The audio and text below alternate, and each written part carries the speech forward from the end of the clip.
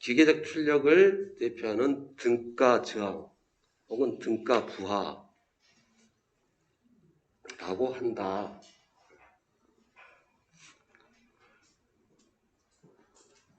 이게 중요한 그림입니다. 예. 중요한 그림들은 정확하게 암기해 놓으시면 예. 무조건 문제 하나 맞추신다라고 보시면 되고, 그럼 이제 유도 전동기의 종류를 볼게요. 종류는 크게 두 가지로 권선을 감아서, 즉 회전자에 권선을 감아서 하는 게 있고, 이 아무것도 없는 이 밋밋한 거, 이 농형, 이걸 농형. 이 농형이라는 거, 이 농자가 다람쥐 쳇바퀴 롱이라는 어려운 한자를 쓰고 있는 다람쥐 쳇바퀴 롱이라는 또 기억이 안 나네. 하여튼 용자가 붙어가지고 뭐 이런 게 있습니다. 뭐가 붙는데 이렇게 되던가 이거 있어요. 네. 그래서 마치 다람쥐 쳇바퀴 어떻게 생겼나요? 이렇게 생겼어요. 이렇게 생겨가지고 이렇게 해서 이렇게 생겼죠. 네. 이런 구조로 해서 이렇게 만들어 놓고 덮어버립니다. 쇠뭉치로 해서 덮어버리는 구조. 그래서 농형이다. 그래서 농형 같은 경우는 글자 그대로 구조가 간단하고 기계적으로 되게 튼튼하고 쇳덩어리밖에 없다 생각하시면 되는 거니까. 그 다음에 선 감겨져 있는 것보다 효율이 오히려 좋아요. 그래서 단 이제 효율은 좋은데 제어가 어렵습니다. 제어가 어렵다는 거. 권선형은 복잡한데, 복잡하면 쉬운 말로 제어가 잘 된다. 돈 비싼 게 제값한다. 그리고 당연히 뭘 붙일 거냐면 여기 뒤에다 이제 블러시도 붙이고, 여기 우리 직육할 때는 정류자를 붙였어요. 정류자를. 근데 이제 교류기 때는 여기다가 슬립링이라는 걸 붙입니다. 슬립링. 동기기도 슬립링을 붙이죠. 어디다 붙이나요? 즉 외부 전원을 끌어들이기 위해서, 외부 전원을 끌어들이는 데가 바로 여자기. 여자기는 계속 회전을 하는 거기 때문에, 그래서 자석을 여자시키려면 전기 공급을 해줘야 되고, 그럼 걔는 계속 회전하기 때문에 손이 안 꼬이게 하려면 브러쉬 넣어야 되는 거고요. 그때는 이제 정류자 붙일 필요 없고 그냥 슬립 링이라고 해가지고 이 링을 넣으시면 됩니다. 그 자리에다가. 그다음에 이제 유도전동기 중에서 권선형은 여기다 이제 슬립 링 만들어 놓고 뭘 할 거냐, 여기다가 저항을 붙여요. 저항을 붙여놓고 이 저항을 조정을 하면 기동도 부드럽게 만들 수 있고 속도 제어도 가능하고, 이걸 우리가 권선형 유도전동기의 특징이라고 다음 페이지를 넘겨보시면 이제 그걸 이제 그렇게 속도 제어하는 것을 그렇게 하는 것을 비례 추이란 말이 트렌드란 말이고요. 그러면 비례해서 따라간다, 이런 말로 해서 비례 추이. 그러면 권선형 유도전동기는 딱 그 말이 나오면 저항 붙여서 그걸로 속도 제어, 기동 제어 하면서 하는데, 그런 원리를 뭐라 하느냐, 바로 비례 추이다라고 한다. 그게 시험 문제에 나옵니다. 권선형만의 특징이 돼버리니까 유도전동기에서. 그럼 이제 문제 1번으로 와서 김근환님. 유도전동기가 많이 사용되는 이유가 아닌 것. 그렇죠. 사실 세상에서 값싸고 맛 좋은 건 없듯이, 그러나 얘는 그냥 가성비라는 게 있으니까요. 그래서 2번은 아닙니다. 그다음에 김한결님. 삼상 유도 전동기의 회전 원리를 설명하는 것 중 틀린 것은? 그래서 1번에 회전자의 회전 속도가 증가하면 회전하는 애가 있을 거고, 그러면 이제 얘를 회전자라면 상대 개념으로 해서 얘를 고정자라고 부를 것 같고요. 그러면 얘 회전자의 속도가 증가하면 도체를 관통하는 자속 숫자는 이게 또 되게 애매한 건데 자 볼게요. 상황을 봐야 되겠죠. 이제 멈춰 있다. 멈춰 있을 때 관통하는 자속수하고 움직일 때 관통하는 자속수 그러면 변화는 누가 더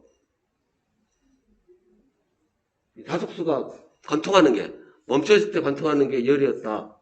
움직일 때 관통하는 건 늘어날까요? 줄어들까요? 아니면은 사실 보면 똑같죠.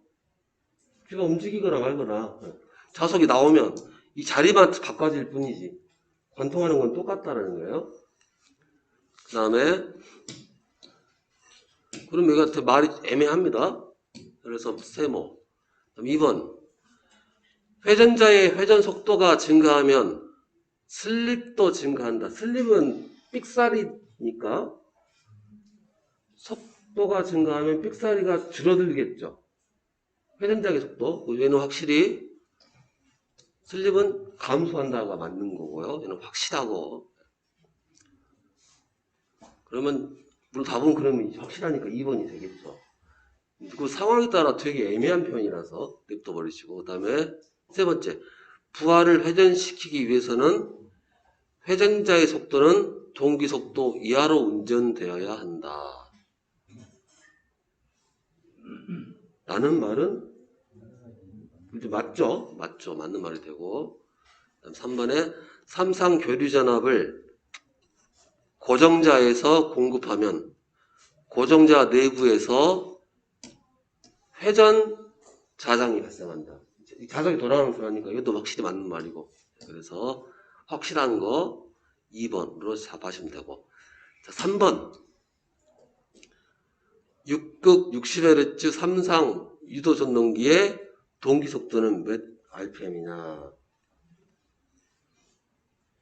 그러면 2극 60Hz가 3600 RPM이니까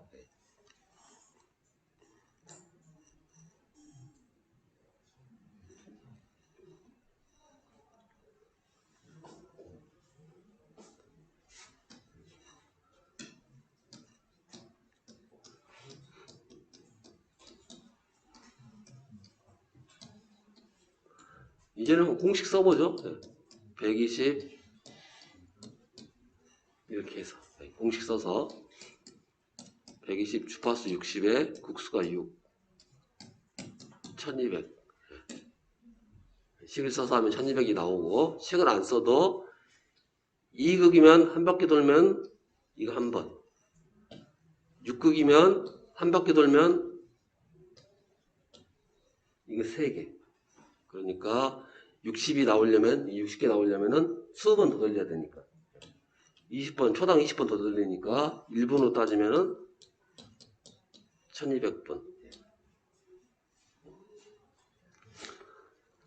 물론 이제 이런 식을 쓰게 되면 그냥 속은 편해요. 속은 편하지만 이거는 의미 없는 거고 속 의미까지 아셔야 되니까. 자 4번에 슬립은 사실 이것도 새로운 건 아니죠. 원래 이걸 뭐라고 그래요? 그냥 얘만 놓고 따졌을 때 곱하기 100해버리면 속도 변동률이라 하면 되겠죠. 속도 변동률이에요. 새로 배운 거 아니에요. 속도 변동률입니다. 자, 그러면 이제 볼게요. 5번. 동기 속도가 1200. 자, 그런데 회전수가 1167이면 삑사리가 34개. 분당 34바퀴가 삑사리 난다는 거죠. 그래서 슬립이 얼마냐. 그냥 이렇게만 주면 되게 의미 없는 숫자인데 프로테지로 줘야 몇 프로다라고 하면 의미를 가지니까 그래서 계산을 했더니 2%. 그러면 50Hz 2%나 60Hz 2%나 그게 똑같이 되는 거죠. 그래서 50Hz일 때 34rpm 삑사리 났다. 60Hz 34 RPM 픽살이었다. 이건 다른 이야기니까. 예. 그래서 100분율로 슬립이란 걸로 표현해 주니까 예. 그렇게 되고요. 다음에 6번에 김성진님. 50Hz 끄기 33 유도종목의 전후화에서 회전수가 955 rpm일 때 슬립은 예. 그러니까 슬립이니까 일단 동기 속도를 구해야 되겠죠. 예. 회전 자개의 동기 속도가 그러면 50Hz 6극이면 과연 RPM이 몇 RPM이냐?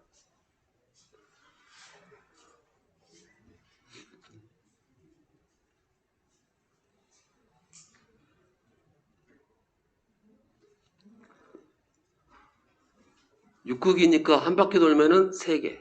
예. 근데 그게 60개가 나오려면 딱 떨어지진 않죠, 이제. 그래서 계산 딱 때리면 1000 RPM이 나올 거고요. 그럼 당연히 삑사리가 45 RPM. 1000에서 45니까 4.5%. 계속 슬립 문제 보시면 7번, 8번, 9번, 10번. 9번까지가 속도 관련해서 슬립 문제였습니다. 예. 그러면 이제 10번 문제로 김한결님 하셨고 나승재님이 할 차례죠. 예. 슬립이 0.05이고 저는 주파수가 6인 유도전동기의 회전자세의 주파수는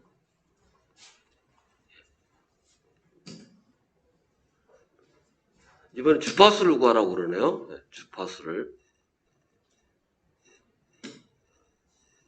그러면 이제 슬립이 5%다. 그러면 전원 주파수가 60Hz이다. 그랬을 때 이제 뭘 구하냐면 고정자고요.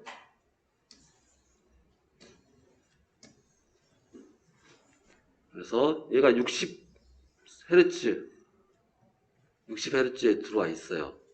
근데 얘도 따라 돌고 열심히 따라 돌고 있겠죠. 따라 돌고 있지만 이 내부에서 봤을 때는 슬립만 볼 거니까 실제로 상대 속도 차이가 이만큼이라는 거죠. 5% 차이가 나는 거니까. 그러면 얘가 주파수 얼마인지 알려주지도 않았어요. 60Hz 좋네요.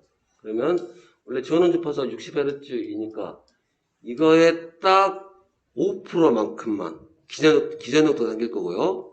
이거에 딱 5%만큼의 주파수 차이도 생길 겁니다. 5%니까 3Hz. 3Hz.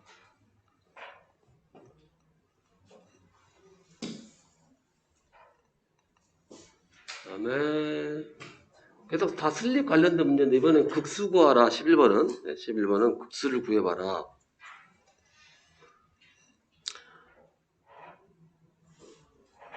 뭐 극수 구하라 마나 아니구나. 안 가르쳐줬죠? 60Hz에 슬립이 3%다라는 거니까 이걸로 해서 동기속도 구할 수 있죠. 동기속도라는 것은 슬립이 3%면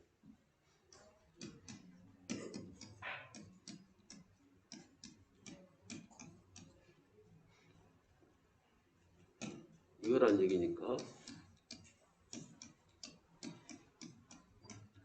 1164고 그리고 기본적으로 60Hz면 이거면은 3600 RPM 4극이면 이거의 절반 1800 RPM 6극이면 6을 3으로 나눠서 3으로 나누니까 1200 RPM 8극이면 2로 나누면 4로 나누면 900 RPM 10극이면 5로 나누니까 750 RPM 이거 기본 룰이 됩니다. 이게 그래서 굳이 딱 1164 보고 그냥 이거예요. 동석탕이 이거겠죠. 슬립도 3%면 이 범위에서 왔다 갔다 할 거니까 뭐 슬립이 50%다 그러면 이제 확 뭐 차이가 나긴 하겠지만 3%면 1200 근처에서 얼쩡거리고 있을 거니까 1200이란 거 하여튼 계산을 하든 감으로 하시든 1200을 알아냈으니까. 그럼 극수는, 즉, RPM이 1200이면 당연히 극수는 6극이 된다.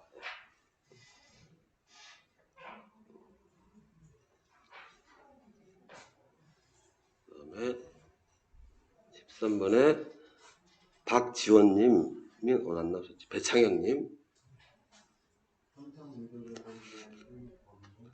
그래서 유도전동기 슬립 범위는 멈추면 1, 동기 속도로 같이 돌고 있으면은 0, 그래서 0과 1 사이.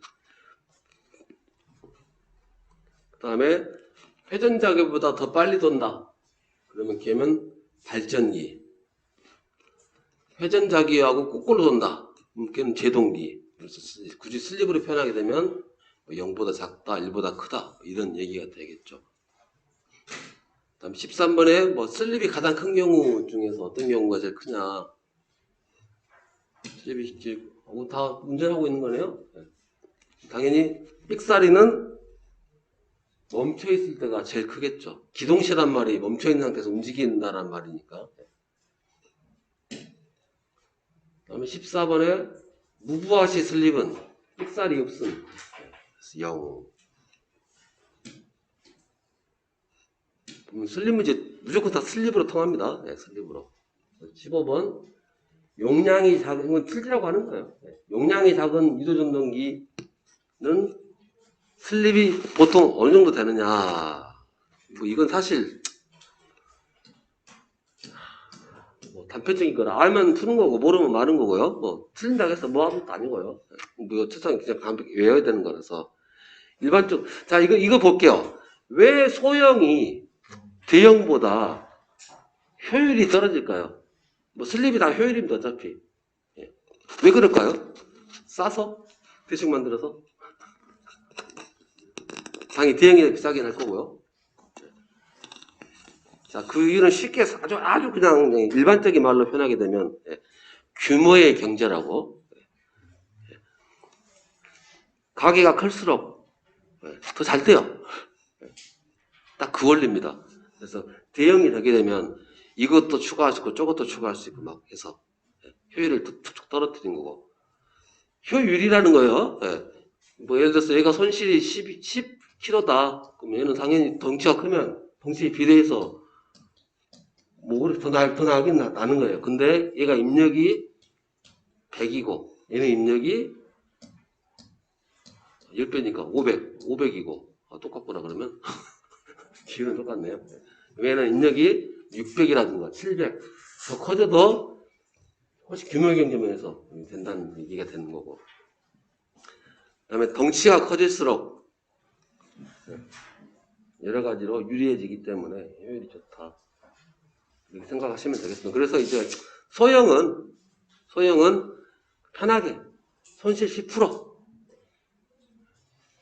그러니까 슬립 10% 같은 얘기입니다. 그 다음에 중대형은 그냥 편하게 5% 이렇게 하셔도 아니다 이러면 안 된다. 이러면 5% 10% 해버리면 여기서 헷갈리실 거니까 딱 제발 자르게요. 소형은 3%. 3%.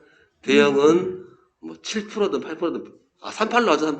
38 광택으로 38 광택으로 하겠습니다. 그렇게 해서 뭐 이건 나중에 시험 보실 때 혹시 나오면 기억나면 쓰시는 거고요. 기억 안 나면 어떻게 하면 돼요? 38광택. 그 38 광택 기억 안 나시면 한 줄로 딱. 그거 기억나요. 자, 그러면 이제 16번 보도록 하겠습니다. 고압 전동기 철심의 강판 홈의 모양은 뭐 이것도 참. 자, 일단 전동기도 고압 전동기가 있고 저압 전동기가 있습니다. 당연히 고압 전동기를 쓰는 이유는 당연히 덩치가 커지니까 그러겠죠. 당연히 고압이니까 당연히 큰 전동기일 거고, 큰 전동기는 왜 고압을 써야 되냐 이거죠. 저압 쓰면 안 되나?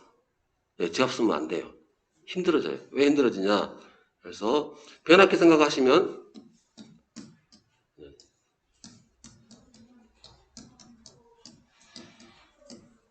자, 예를 들어서, 여기가 만이다, 10이다, 여기가 1000이다. 그럼 여기는 어떻게 돼야 돼요? 100이, 전류는 100이 돼야 되는 거죠. 그렇죠? 예. 그럼 이제 우리가 흔히 쓰는 걸로, 흔히 쓰는 게 3300 많이 쓰니까 3000 나왔죠? 3000에 10A하고 380인데 400 잡을게요. 400에 하면 이거 얼마 돼야 되죠? 대충 계산하면 머리가 안 돌아가네. 300을 4로 나누는 거니까 예. 뇌정지가 와서 지금 300을 4로 나눌 거니까 75 7부 차이죠? 7부 차이. 만약에 여기가 100A면 여기 750A라는 얘기고 전류량이 차이가 확 나죠. 전류의 크기에 따라서 도체 굵기가 틀려지는 거니까. 그래서 고압을 씁니다. 대형 기계는. 예. 그래서 큰 공장 같은데, 그래서 프레스 공장, 아니면 자동차 그 틀 만드는, 어차피 아변기 눌러버리죠. 딱 눌러서 틀 만들어버리니까. 그런 것들은 큰 거 쓸 건데, 그랬을 때 걔네들은 크잖아요. 그리고 큰 전동기면 속도는 어떨까요? 일반적으로 힘을 위주로 많이 갑니다. 네, 그래서 힘 위주로 많이 가고 그렇게 고속으로 가진 않아요. 네. 그래서 보통 큰 전동기는 힘 위주로 가기 때문에 천천히 돌아요. 천천히 돌 거고 작은 애들은 빠락빠락 도는 그런 쪽으로 많이 쓸 거니까 빨리빨리 돌고 그러다 보니까 이제 기본적으로 이제 뭐가 됐든 건 뭐 안쪽이든 바깥쪽이든 철심을 많이 집어넣는다. 회전자 쪽 얘기할 건데 이렇게 집어넣는 거하고 이렇게 집어넣는 거하고 당연히 얘가 더 빠져나가기 쉽죠. 뻥 빠지기 쉽고 얘는요 빠져나가기 힘들게 생겼고 예, 그래서 고속 회전하는 애들은 이거 이제 이런 형태를 반폐형이라고 그래요. 반폐형. 이건 오픈된 거 개방형이라고 하고 그래서 이런 것들은 그 쓴답니다. 개방형을 쓴답니다. 예. 참고 사항이었고요.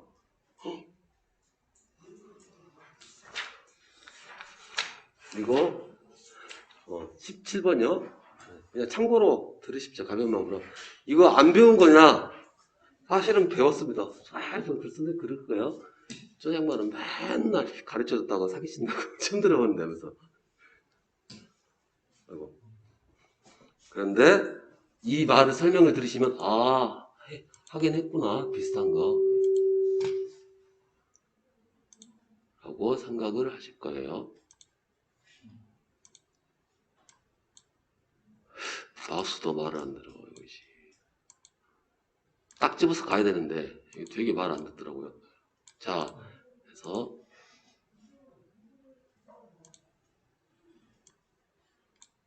자, 여기 보겠습니다. 우리 어제 했죠? 전절권, 집중권이 있었고 전절권이 있었고 전절권에서 이제 전절권이 있고 그다음에 집중권이 있고 분포권이 있고 분포권에서 전절권, 단절권. 그래서 예를 들어서 기본적으로 기본 세팅이 3극이면은 3상 3극이면은 아니 3상 2극이면 예. 홈이 6개가 기본이다 라고 했고 이제 분포권으로 해가지고 홈을 하나씩 더 놨다 이거죠. 홈을 하나씩 더 놨어요. 그리고 하나 더 넣죠 뭐 하나씩 또 하나씩 더 넣다 보면 딱 마이너스 떨어지겠죠. 극수 늘리면 되는 거니까. 자, 이렇게 했을 때 그대로 해볼게요. 자, 4극 3상 4극이면은 홈이 일단 몇 개 있어야 되나요? 3상 4극이다. 기본 3상 2극이면 기본 홈수가 6개 일 거고요. A상 2개, 2개, 2개 해서 그 다음에 3상 4극이면은 A상이 총 4개 들어와야 되니까 4개가 들어와야 되니까 12개가 될 거고요. 자, 그런데 3상 4극이면 기본 슬롯수가 12개인데 얘는 36개라고 했으니까 3개씩 만들어 놓은 거죠. 한 상당 3개씩. 3개씩을 한 상당 만들어 놨다. 그러면 하나 둘 셋 하나 둘 셋 여기 A라 할게요. A 하나 둘 셋 하나 둘 셋 여기도 A 얘가 2개씩 있는 게 4극 돼버려야 되니까요. 그러면 벌써 이게 12개잖아요. A가 12개 B가 12개 C가 12개니까 저기 36개 맞을 거고요. 자, 그랬을 때 이 각도는 기계적으로 이 각도는 몇 도일까요?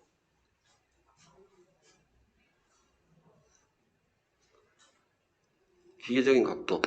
이 총 홈수가 36개니까 10도씩이겠죠.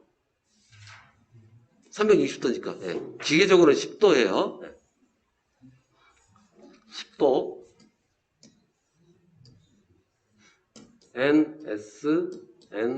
NS가 될 거고요. 자, 그러면 여기서부터 여기까지 오면 기계적으로는 N극에서 N극 오는 게 전기적으로는 한 바퀴라고 그랬죠? 전기적으로 한 바퀴. 자, 그러면 기계적으로는 반 바퀴 돌았지만 전기적으로는 한 바퀴잖아요? 그렇죠. 기계적으로는 반 바퀴지만 전기적으로는 한 바퀴가 돼버리니까.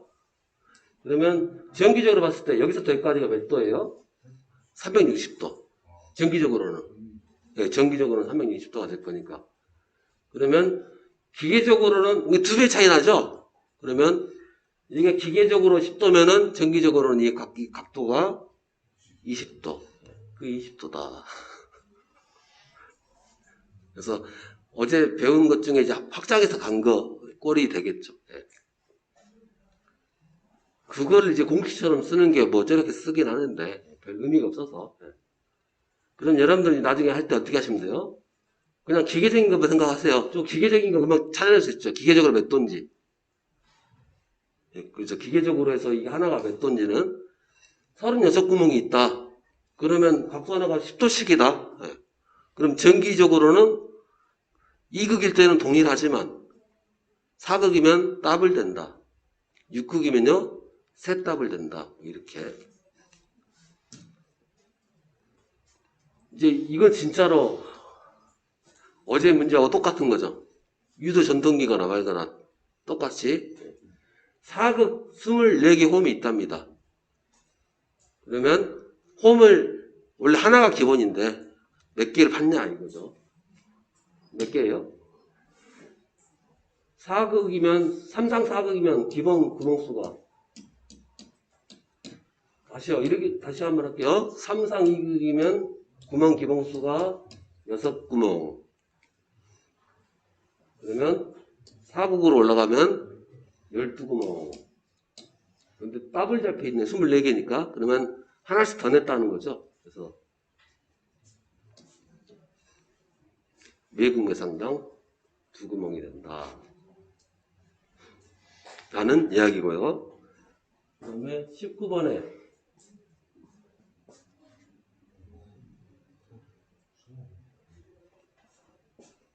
옆반에 수업이 있나? 3강의실에 1강의실 없네.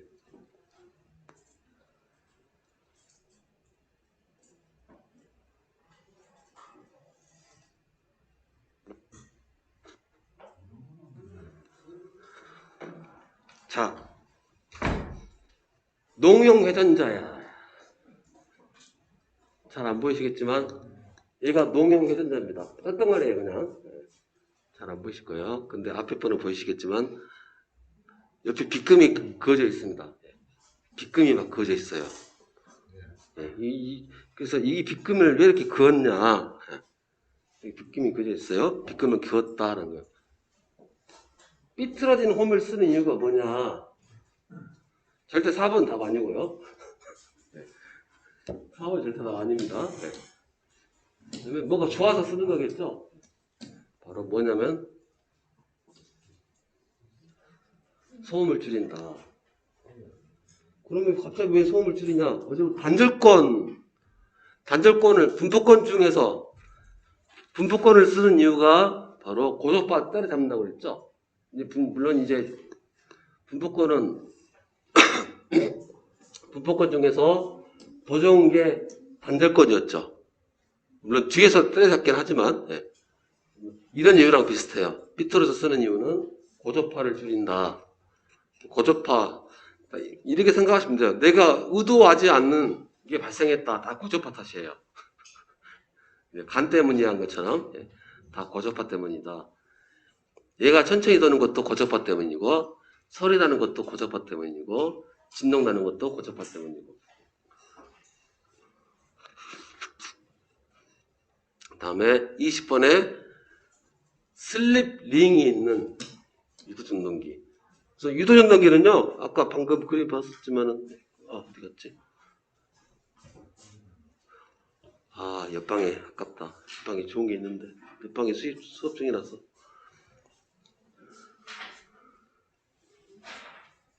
하여튼 여기에 슬립 링이 딱 붙어 있어요.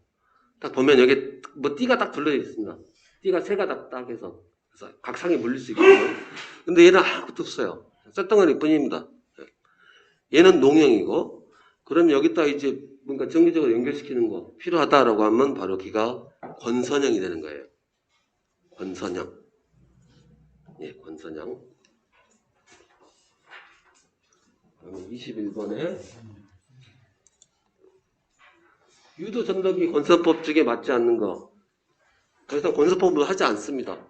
왜냐면 어차피 곱비리에 곱비리 기본 깔고 옵션이 파권 중권, 그 다음에 옵션이 집중권 분포권, 그 다음에 분포권은 다시 전절권 단절권 깔아지면 어차피 단절권으로 갈 거니까요. 그 얘기니까. 그래서 단층 파권이다. 뭐 필요하니까 그렇게 썼거든요. 잠깐만요. 고전적으로는 단층 파권이다. 파권이면은 일단 뭐가 되죠? 파권이면은 전압 높이는 거죠.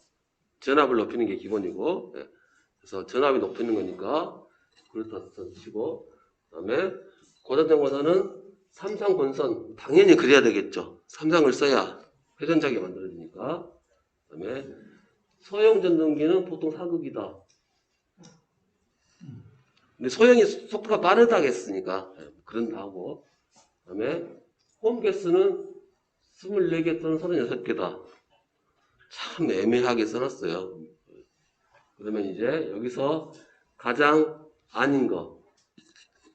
아니다. 그래서 다닐 때 한번 됐구나. 파권이 포인트가 아니라 여기가 포인트였네요. 단층. 곱비례해서 2층으로 써야 되는 건데.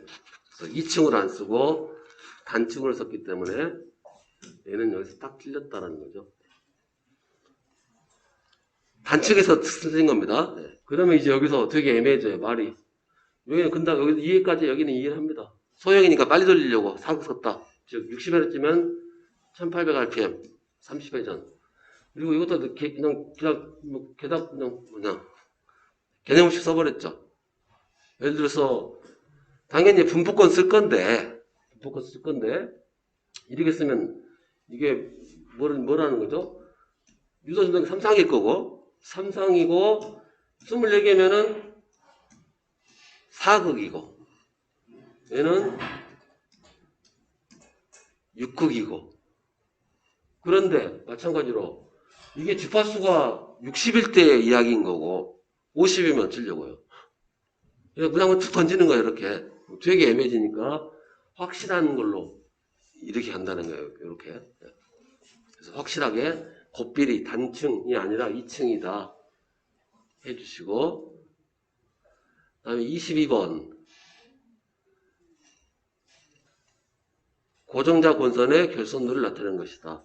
우리 Y결선 그릴 줄 아시죠? 그냥 각자 Y결선 어떻게 그리면 되고요? 이렇게 해서 Y결선 어떻게 그리죠? Y결선은 이렇게 딱 하고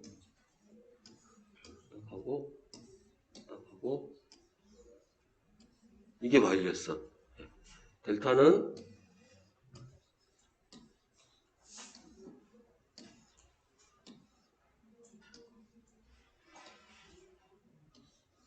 이게 델타예요.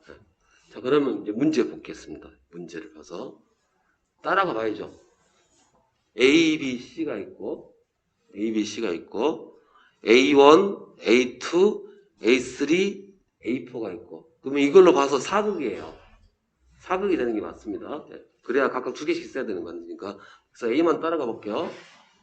A 다시 또 A 어차피 A가 또 같은 얘기죠. 그래서 다른 색깔로 할게요. A 그리고 보니까 다 모여있네. 다 나중에 보면 이제 B 것도 보면 B 것도 쭉 따라가서 보니까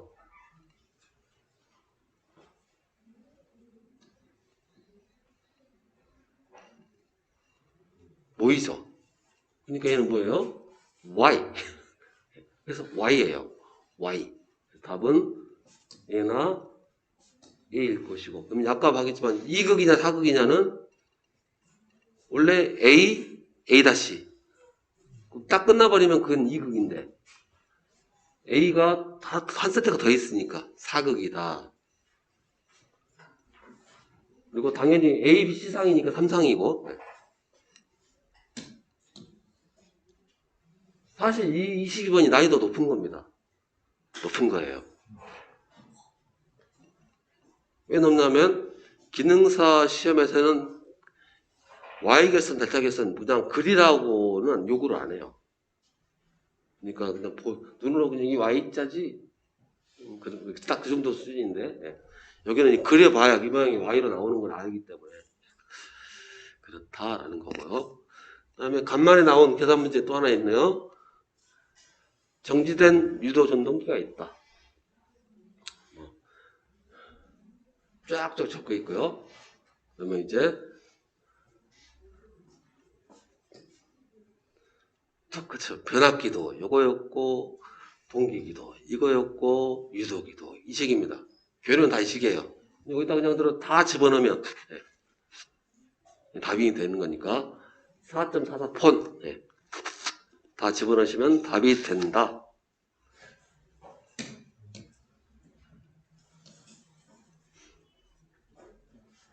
24번 서동명님 유도 전동기의 2차에 있어 E2가 127V 그리고 R2가 0.03옴 그다음에 X2가 0.05옴 그다음에 S가 5%로 운전하고 있다. 이 전동기의 2차 전류 I2는 3, S는 슬립, X2는 2차 건선 일상의 노설 리액턴스, R2는 2차 건선 일상의 저항, E2는 2차 건선 일상의 유기 결렬력이다. 그러면 이제 여러분들은 뭐 그리면 있어요? 요거 이렇게만 하시면 돼요. 이렇게만. 그리고 이제 각각 숫자 집어넣고 이렇게 외우셔도 되고 시험에 했던 뭐 빨간색처럼 이렇게 외우셔도 되고 그림 둘 중 하나만 똑같은 그림이니까 그리고 또 숫자만 다 집어넣으면 여기서 전류식 못 뽑아내겠습니까? 빨간색으로 쓰게 되면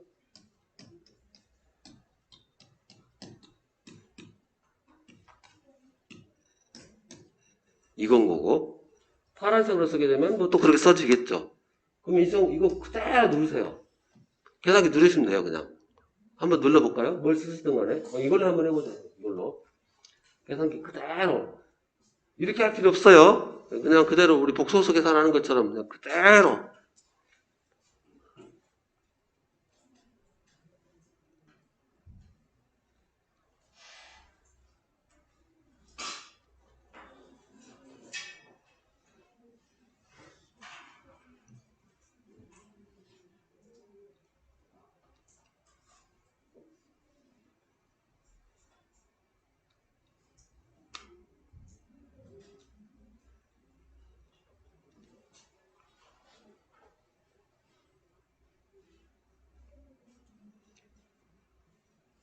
그대로 누르면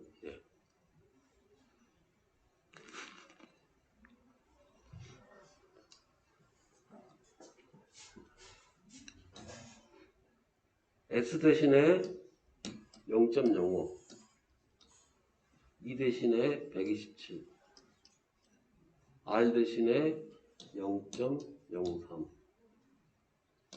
S 대신에 0.05, X 대신에 0.05, 마지막에 I.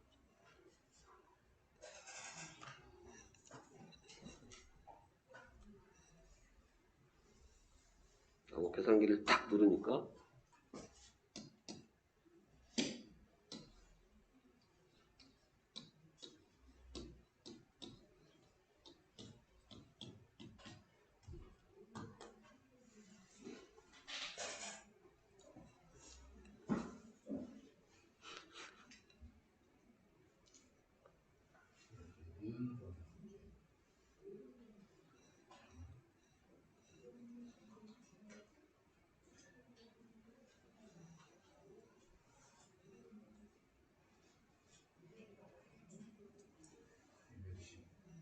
그죠? 210.94.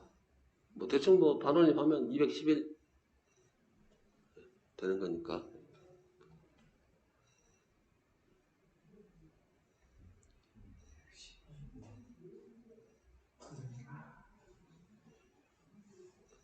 그럼 세상에 이것처럼 쉬운 문제가 어디 있습니까? 이제. 뭐 이 문제는 틀린 사람 수술 뻑뻑할 겁니다. 예. 수술 뻑뻑할 건데 뭐 이렇게 풀면 되는 것을. 예. 그리고 25번도 똑같은 거고요. 예. 그냥 우리 전기이론 문제 몇 개 안 되는 거죠. 뭐가 어쨌든 간에 전기이론 문제를 바꿔치기 되어버렸으니까 25번도 패스가 되겠지요. 해야 되고. 그 다음에 26번에 무부하 시 유도 전동기는 역률이 낮다. 부하가 증가하면 역률이 높다. 그 이유는 뭐냐? 그러면 무부하시면은 전압이 여기 있다 할게요. 무부하니까 전류 작게 먹습니다. 돌아가는 게 별로 없으니까 딱 뭐만 먹어요? 손실분 정도밖에 먹겠죠. 근데 무부하 때면 다 뭐만 있다고 보시면 돼요? 코일만 있다고 보시면 되겠죠. 그래서 무부하 때 이렇게 된다면, 무부하 때 이렇게 된다면, 그러면 이제 부하가 증가하면 어떻게 돼요? 부하가 증가했다는 얘기는 편하게 생각해 보면 이런 의미죠. 부하가 증가한 건 당연히 부하가 병렬로 증가하는 거니까. 예. 전동기도 마찬가지 해석은 그렇게 하는 겁니다. 예. 그리고 실제로 기계적인 운동에는 기계적인 에너지를 바뀐 거니까 R이 걸린다는 얘기죠. 그러니까 R이 걸리면 어떻게 돼요? 그래서 역률은 전류는 계속 증가하겠지만 계속 되겠죠. 그래서 왜 좋아지냐? 4번은 왜 틀렸을까요? 이거는 보통 할 때 얘는 저항이 증가된다고 표현할까요? 부하가 증가한다고 표현할까요? 증가한다고 표현하고 싶으면 부하가 증가한다고 표현할 거고 저항으로 말하면요 저항은 감소되고 있다고 표현해야 되니까 그래서 얘는 표현을 잘못한 거고 만약 이거를 부하가 증가함으로 라고 하면 답이 맞는 거예요. 근데 어차피 부하가 증가한다는 말은 이거죠. 부하가 증가한다는 말을 전류가 증가했다로 바꿔치기 한 거. 그렇죠. 여기서 부하가 처음에 하나만 있으면 이렇게만 전류 들어가면 되는데 늘리니까 또 들어가고 그래서 바꿔치기 한 말입니다. 다음 27번 4%다. 그러면 아까 우리 등가지 항식 외우는 방법 있었죠? 그림 그려놓고 쭉쭉 빼는 거. 그러면 이 식이 암기도 힘들고 그림 그려서 쭉 뽑아낸 다음에 이 식만 뽑아낼 수 있다면 0.04 놓고 그대로 딱 치면 24배가 나올 거니까 그래서 그 그림이 중요하다는 겁니다. 그림으로 해서 하고 28번도 마찬가지. 그래서 그림으로 해서 얘를 뽑아낼 수 있다면 나머지는 숫자를 집어넣어서 하면 되는 거니까. 예, 여기까지 하고 오늘은 마치도록 하겠습니다. 지금 분위기를 보아하니 월요일날 끝나긴 하네요. 월요일날 6교시죠? 월요일부터는 6교시고 좀 1시간 정도가 부족할 것 같은 예감이 들긴 하는데 평가를 한번 봐야 되니까 1시간 쏙 빼먹으면 4교시 가지고 쳐야 된다는 얘기니까요. 그래서 어차피 뭐 월요일날 책이 잠깐 덜 끝나도 아니다. 우리가 화요일날 점심 먹기로 했죠? 화요일 점심 전까지는 끝납니다. 그러니까 그러면 그때 그렇게 하도록 하겠습니다. 오늘 다시 얘기했지만 이번 주 주말이 정말 당락여부를 결정하는 중요한 주말입니다. 이번 주에 공부를 하셔가지고 자신감을 회복 얻으시면 됩니다. 고생들 하셨습니다. 예.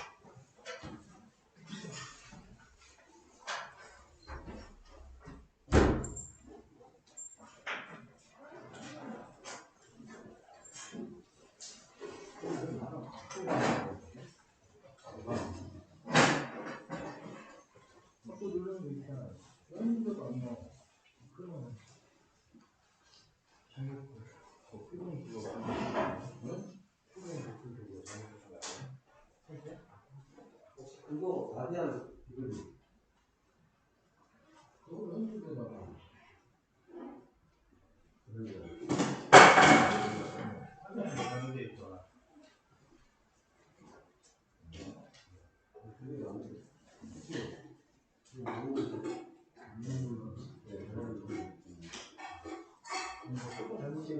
뭔가 잘못됐다는 얘기도 하고 막 그러더라고요. 안 나오기도 하고.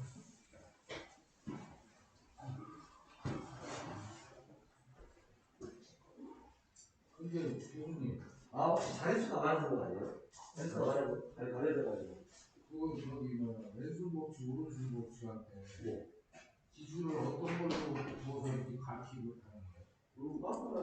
저는 제일 편하게 자석이면 정형이니까 자석을 그걸 기준으로 일반 자석을 근데 이게 검증 기준. 그렇죠. 왜냐면 이제 얘가 이거 작성이면 이게 바뀔 수 있고 얘가 바뀔 수 있잖아요. 얘는 안 바뀌는 거죠. 그래서 작성이면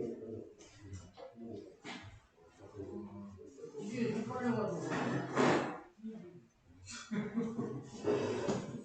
너무 잘하게